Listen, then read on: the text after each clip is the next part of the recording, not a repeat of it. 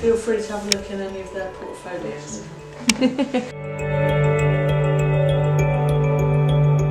We do lots of work on careers education at Westdene, and we're very fortunate. We put a call out to our parent community.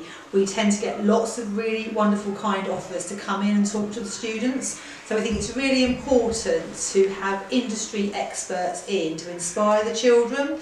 And we had a project we did called Routes to Success, where we interviewed all of the children, surveyed them all on what their future aspirations might be, and then we could put a call out to parents saying our students are interested in these particular fields to work one day, can you help? We had TV, film, people in production editing and filming. We had graphic designers. We were able to have people who worked in fashion and even in film makeup come in and talk to the pupils who also did their own research and then went to run their own careers fair. And we had one pupil who was so inspired about naval architecture, they ran their own stall on naval architecture. I think the children became really inspired because it started off with them, it started off with their interests, their passions and what they wanted to find out more about. Then you get people in to talk, then straight away their interest is piqued. What's very exciting for us with the arts and the curriculum that we offer is trying to involve the community as much as possible and drawing on that expertise, and we learn loads, don't we? Yeah, we do. All the time. And one of the links that we had from the community was a performance artist, yes. Movement artist who came in and ran a workshop with our eco-counsellors and arts ambassadors. And the experience that they gained from that was phenomenal. They had huge rolls of paper on the floor with microphones embedded underneath it. They were tapping on it and making all sorts of movements and marks with their whole bodies. So it was really quite astounding to see how you can get somebody from the local community to make such a difference within our school. We were really proud to be able to offer that, and the children really benefited. All the projects that the children have done, we've always been able to set up now exhibitions. Yes. I mean, during Yes. COVID with the remote learning, they were done online, weren't they, Yeah. forums, but certainly, we make use of this room and we invite families to come in and to actually celebrate the children's achievements. Yes. And we really are very passionate about each and every single child having a gallery experience, so having their work on display. It's not selective in any way, everybody's work is up, everybody's welcome to come in and view it. We had it open at different times during the day and during the week, so it's accessible for everybody.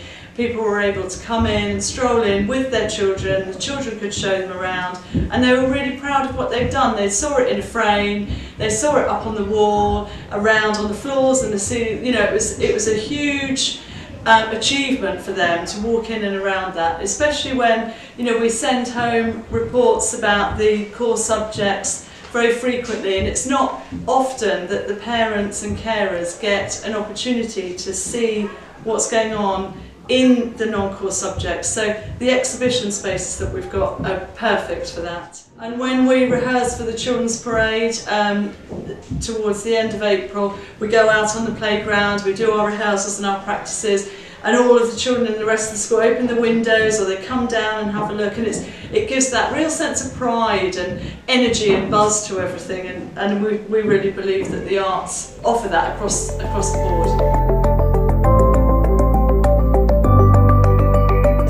Theatre are a really exciting puppet organisation, and they are really keen on outreach into schools, and they're very keen on working again through lockdown, encouraging young people to get involved in puppet making to express again themselves. So our inclusion lead, she basically contacted Sabotage, and they together came up with a project for transition for our Year 6 pupils. So it's all about targeting this to some of our children who might need a little bit of extra TLC approaching going to secondary school, and the idea was that the puppeteers came in and worked with that group of students to create these wad puppets, and then the children had to think about creating a world that was really tailored for each puppet's needs, and then they can think about again that transition for the public to move from one place to another. And of course that was a great way to get children expressing their feelings, their emotions, their ideas about transition to secondary school, and hopefully building lots of confidence through that project. And I think drama is such an important vehicle, particularly for some of our most vulnerable children, who are not always our most confident children.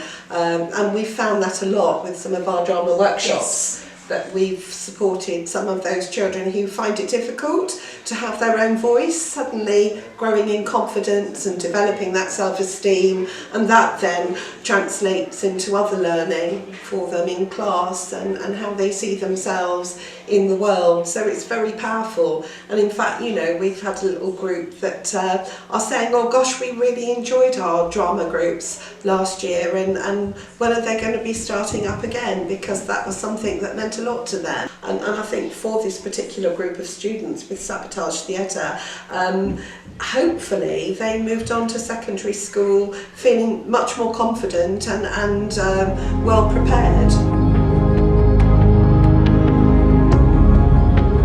They've realised that the world is bigger than Westdene. It goes beyond that, you know, from in lockdown when they could sit at home and open the curiosity box that we had on the Womble, and they could take a tour around the Louvre in France, and they could do all of those things, and it was perfectly possible and didn't cost a penny.